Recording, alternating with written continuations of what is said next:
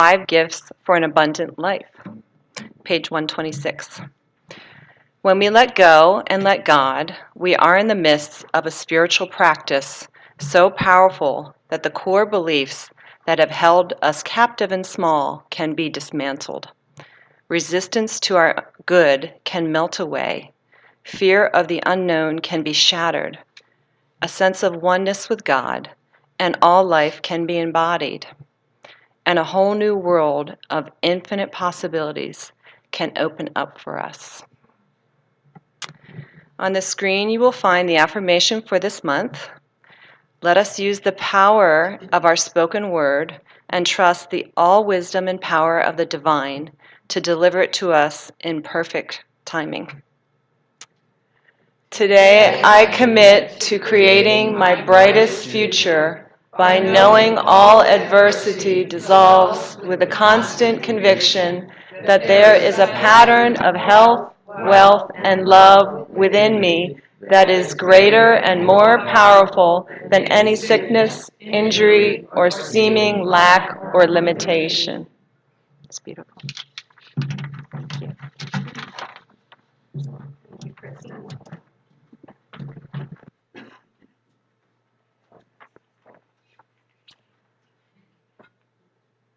So this month, the focus has been, how to create a life that works without all the hard work, which is what happens when we apply spiritual principles and spiritual practices, and then this is the key part. Let go and let God do the rest. So all month we've been looking at various aspects of this, of how to get into alignment with this natural flow of life that is, and creation that is moving through us and as us, and how to really truly get out of the way so that it can happen with ease and grace and without all the hard work. So, sound good? All right. So what is a life that works? And might mean different things for different people, but it might include some of the following. It may be that it just simply that sense of connection with the divine and feeling in that flow of divine good, whether it be financial good or health or well-being or peace or happiness or right work or you name it, whatever it is. That flow of life itself, that life that works for you, your own unique vision of it, is part of the tapestry of life. You know, each have a unique part to play in the tapestry of life. And when you align up and you allow that life to flow through you and as you, as the creative process, then not only do you benefit, but we all benefit because we all share in this beautiful one life that is the life of God. So today my focus is going to be on the idea that creation is so much more fun than control. And the thing is when we begin to learn about these spiritual principles, often what happens is the excitement, like, oh my gosh, I can use these spiritual principles and I can create the life that I want. And then what can happen is there's still enough of the ego, which stands for, by the way, edging God out. Enough of that conditioned mind that we can begin to think that we have to put a lot of effort into it. And in a sense, we are still edging God out using the spiritual principles. So there's so much effort in that, so much efforting and struggle and strife, even though we think we're applying the principles. So here's just maybe a way to illustrate that. There was a convention of scientists who concluded that they knew everything that there was to know about creating life.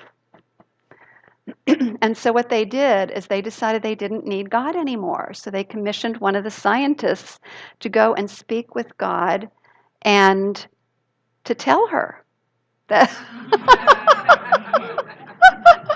to tell her that they didn't need her anymore. So the time came, the scientist was appointed, and the scientist showed up and began to speak with God and just basically said, look, we know all the secrets of creation, and we can now create life, so we don't need you anymore. And God said, show me.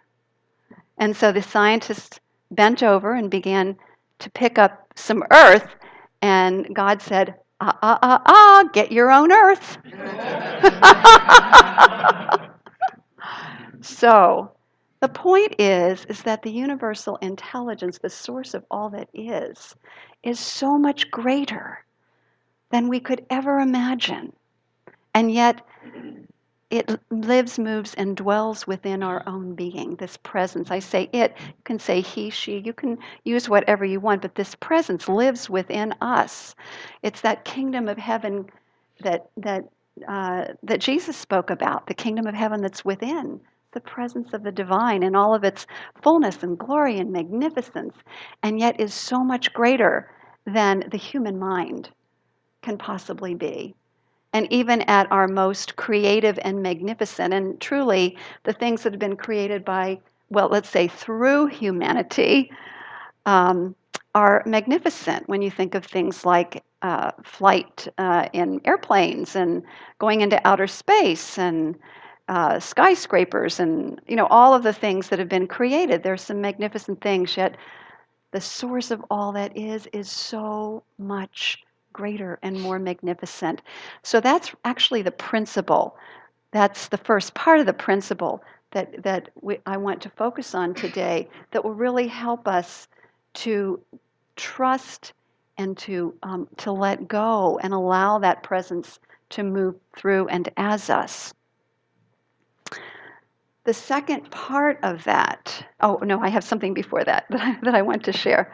So that great source of all that is. I don't know how you take the time to appreciate this presence, but I know when I go for walks in nature, it really brings home to me the magnificence of God, the source of all that is. The great source, as the Tao's, as said in the Tao. Just focusing on the infinite variety of leaves and trees and grass and animals and all of the sounds of nature that the birds and the crickets and the frogs and all of the animals make. And just coming into that point of the present moment with all of that and letting it just wash over me, I am just in awe. And I realize that's just one little tiny, tiny, tiny bit of creation. We know that there's all the rest of the physical universe, at least that humanity can perceive. And yet, Deepak Chopra just recently brought home to me the idea that is like a little tiny, the physical universe, a little tiny, like 0.001 or something percent of all that is in God. There's all this dark energy that we can't see. There's so much more. Then there's all of these different dimensions of the divine. And then now we're hearing about multi-universes, not just our universe, but many universes.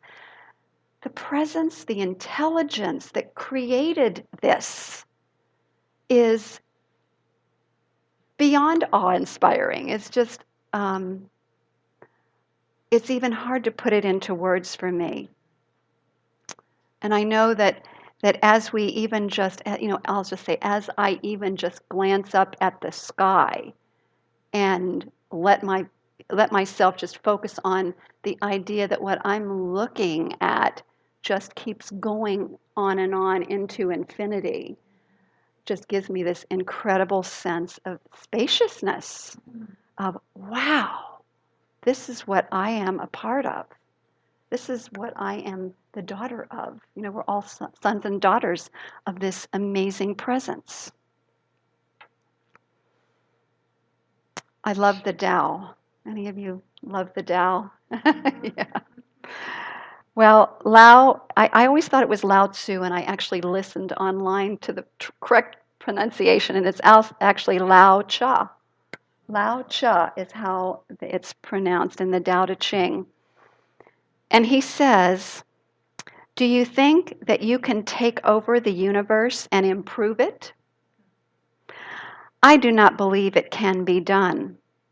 Everything under heaven is a sacred vessel and cannot be controlled.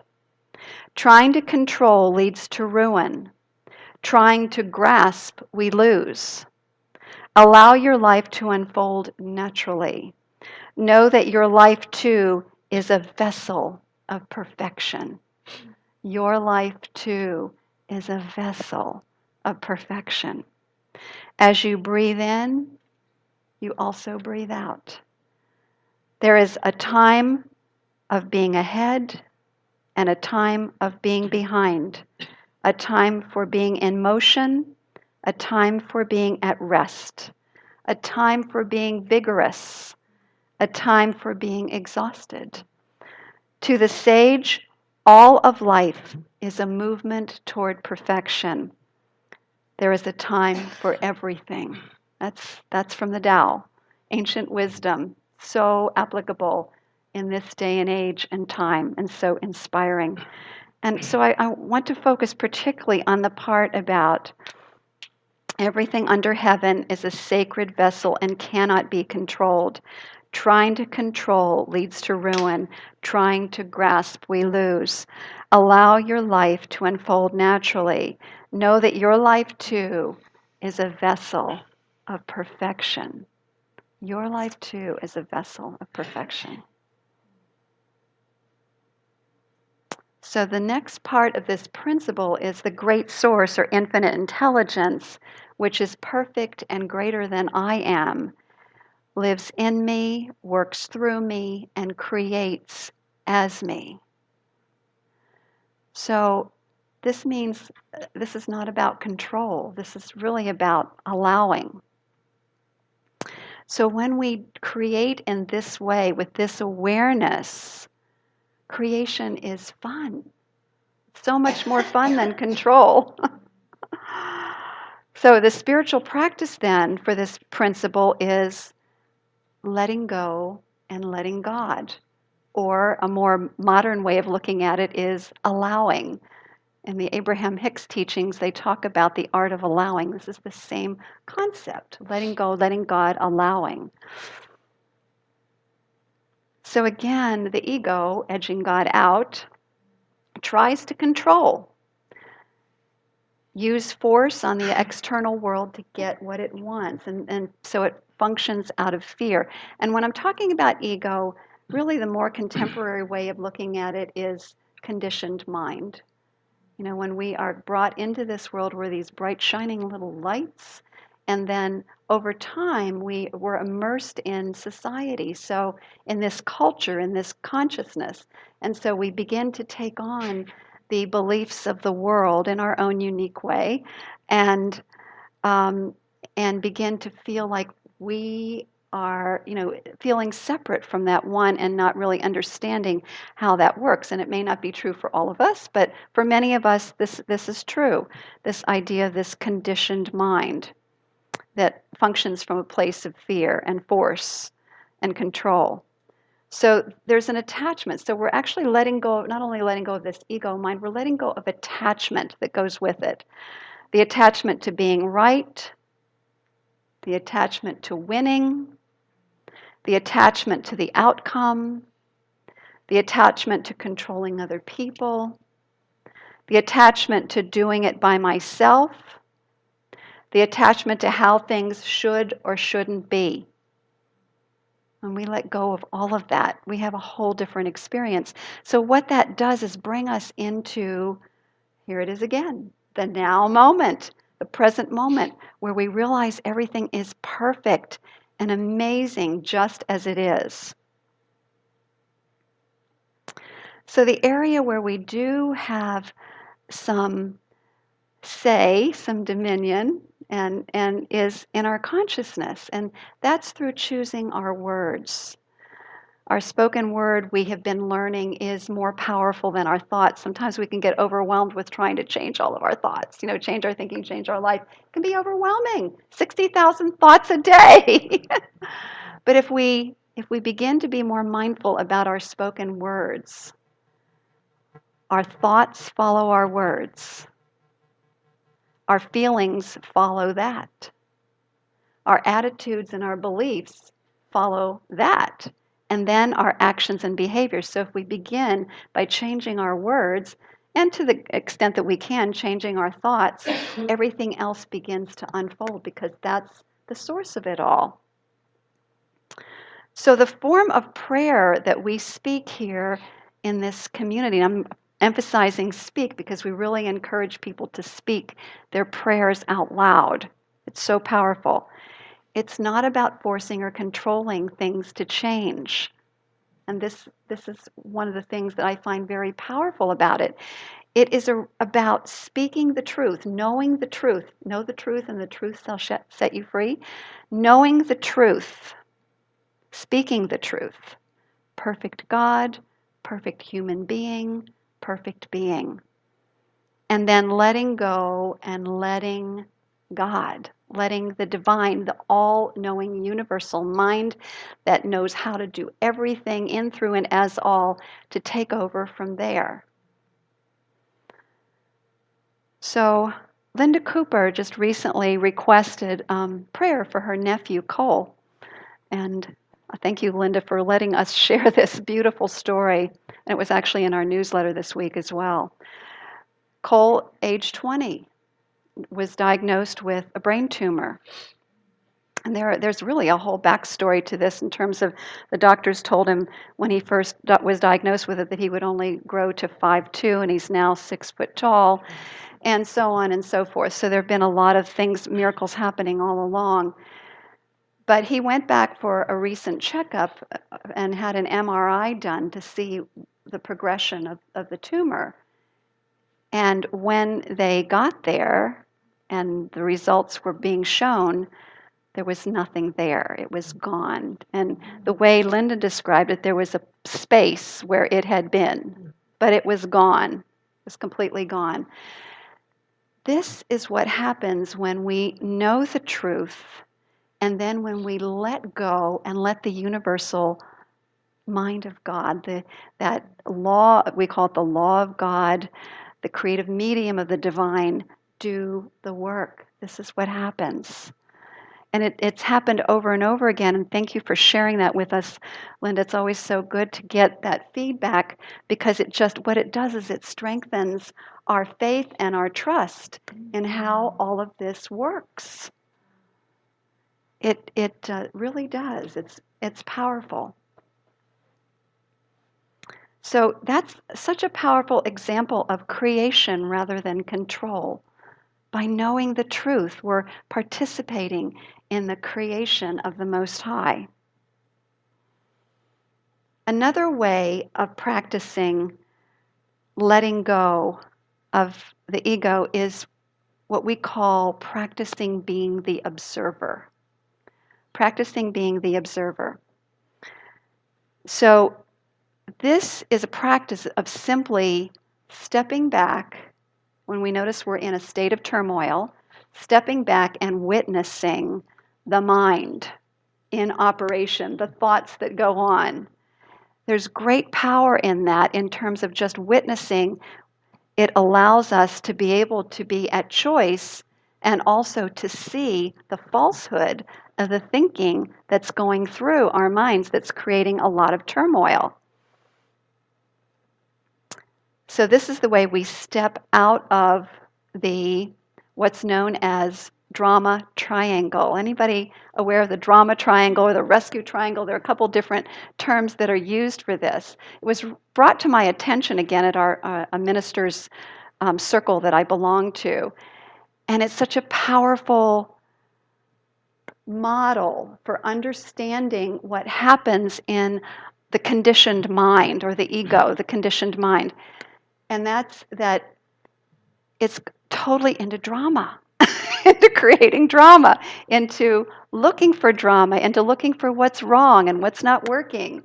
And so the roles that we play with each other in this triangle, or codependency, I guess is another term, is the victim. The victim that says, poor me, life is happening to me, and I'm powerless, I'm blameless, I'm powerless, etc. And then the victim always looks for a rescuer, either another person, or I learned recently, this was really interesting to me, or looks for a substance, whether it's food or drugs or alcohol, looks for something to rescue it from the anxiety and the fear that's produced from feeling victimized by life. And then there's the role of the persecutor, which, this is the first interaction right here. But feeling persecuted by either another person or by life. Life is doing it to me, or this other person is doing it to me. So as long as we're in this drama triangle, we live in a state of worry, fear, doubt, anxiety, misery. So I love this because this helps us be aware. It helps me be aware of when that might be going on in my own mind and what to do about it. So there's a way to step off of this triangle and into a different state of being. And the way we step out of it is what I just talked about, being the observer of it. We begin to observe it. Oh my gosh, look, I'm feeling victimized. Oh my gosh, this is what I feel I'm being victimized of. And oh, look what I'm doing I'm trying to go get this person to be on my side. To join me in my misery, or join me in thinking that other person is a horrible person, or whatever it might be. That is a pattern that only leads to more misery, and it's a pattern of control. Feel out of control. It's a way of feeling like you're back in control. So how do we step out of that? We observe. Okay, first of all, we begin to change our thinking. We move into a state of creation and empowerment. Instead of, I'm helpless, it's like, oh, there's something I can do about this. I can change my thinking. I can look at this differently. I can perceive this differently. There's a way that I can bring love into the situation. Whatever it might be, it's stepping into one's own power as an individualized expression of the Most High, and letting go and letting the divine work through us. So let's breathe that. So the new model that I've seen, they call the TED triangle, the empowering dynamic, I think is what it is. And so instead of the victim, you have the creator. Instead of the persecutor, you have the challenger. It's when we challenge people to step into their greatness. And instead of the rescuer, it's the coach. So so then we begin to relate to each other in a more empowering way. How exciting is that? And that's really the way our practitioners are trained, is to learn to be in that coaching, instead of dropping into the codependency, is learning to step into that coaching role and empowering people to move forward in their lives. So let's breathe that in. It's always good to just pause for a moment and take it in. And there's another aspect to letting go that is so powerful. This is one of the ones that I think we all find the most fun, and that is laughter. Laughter is actually a very powerful spiritual practice, and there have been things like laughter yoga that has been produced because of that recognition. Medical research shows that laughter heals the body. It has a healing effect on the body. And we know that goes way back to quite some time ago, and I don't remember the name of the doctor that healed himself of cancer, who just watched a bunch of funny movies. But laughter is something we can choose. And I know in this community we love to laugh. We love to laugh. And one of the ways that you can. Okay, so this is the random fact. It says, if you smile, even if you're in a bad mood, it will immediately improve your mood because the simple action of thinking about smiling and using the muscles is enough to trigger happy chemicals in the brain. And this, I mean, this is proven. Just by everybody, just do that right now. Just put on and use your eyes and your mouth and everything. It feels great. And immediately everything begins to shift. We move into a higher vibrational frequency. And we know in this teaching that when you align with the higher vibrations, you align with your dreams and with the good in your life. So laughter is so important. So this is the other thing that Dan's reminding me of. The other thing you can do is when you hear, when you're the witness, you're in the observer role, and you hear your mind going, poor me, turn it into a Walt Disney character's voice and say it out loud. Poor, how would you do it in terms of Bugs Bunny? What's up, Doc? Poor me. What's up, Doc? Poor me. Or any of the other characters. Just turn your self-talk into a really funny cartoon voice. Elmer Fudd. Elmer Fudd, do it for me, Donna. I don't know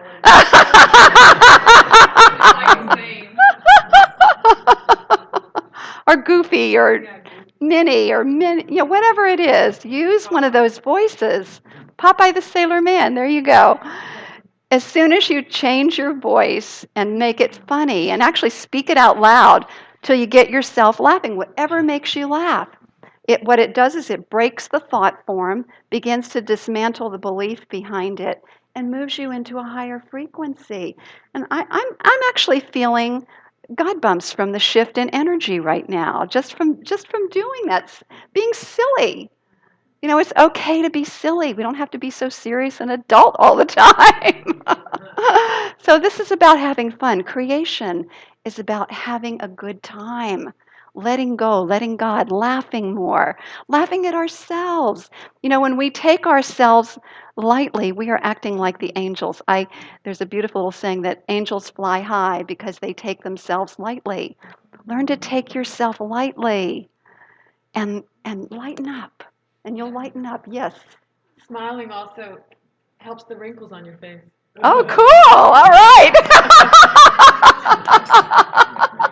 Changes them. All right. Very good. Okay, so let's just turn within and just absorb all of this good that we've just shared with one another, realizing that truly God is all there is.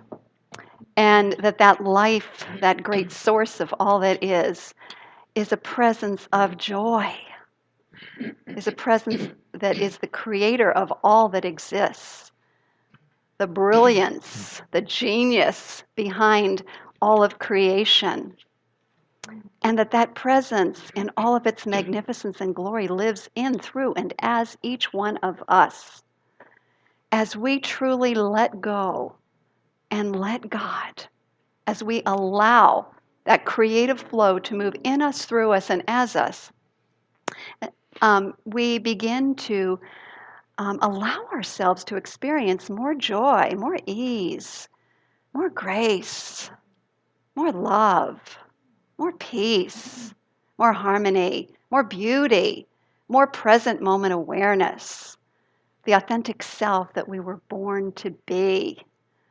Completely free of the ego, the conditioned mind, completely living in that state of grace and flow. So I'm so grateful knowing that each and every one of us are now more awake and aware to what it is that we can do to uplift, to align with our divine highest expression through this beautiful practice of letting go, of allowing, of laughing, of smiling, of enjoying life in all of its magnificence and wonder and glory.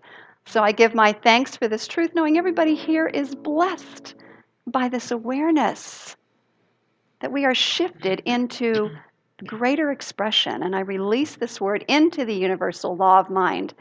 And I invite us with great enthusiasm to proclaim that we accept it with a vibrant yes, and so it is. All right.